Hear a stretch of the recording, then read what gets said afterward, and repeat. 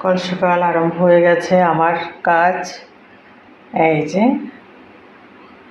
কিছুটা বিউলির ডাল ছিল, পুরনো হয়ে যাচ্ছিল, তাই বিউলির ডালটা আমি রাত্রে ভিজিয়ে রেখেছিলাম আর এখন এই যে বেটে তুলে ফেললাম। এবার কি হবে, কেউ খাবে ধোসা, কেউ খাবে ইডলি, কেউ খাবে আবার এক সময়ে দই বড়া। দই বড়ার জন্যই স্পেশালি এই বিউলির ডালটা আমি আলাদা করে বেটে তুললাম। তো বন্ধুরা, এই আমি শেয়ার করলাম, আবার এর থেকে যা যা তৈরি করব আবার আমি শেয়ার করব।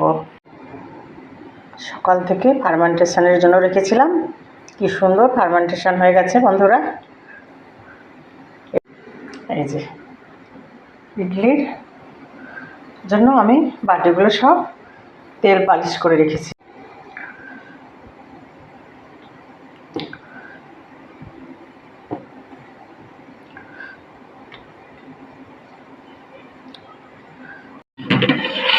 জলটা ফুটে গেছে, এবার আমি ইডলি স্ট্যান্ডটা এর মধ্যে বসিয়ে দিলাম,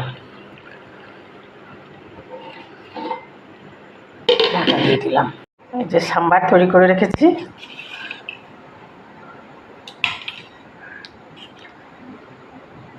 তার সাথে সাথে চাটনি, এটা বাদামের সাদা চাটনি, এটা ইডলি ধোসা দিয়ে খাওয়া হবে, দুটোই শেয়ার করলাম। ইডলিগুলো সব তৈরি করে ফেললাম, সব ইডলি। এই যে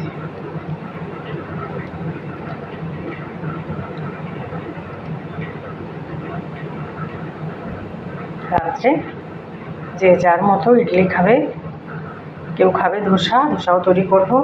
ধোসা আমি শেয়ার করতে পারবো কিনা বন্ধুরা বলতে পারছি না, তবে আমি ইডলিটা শেয়ার করে অবশ্যই দেখালাম।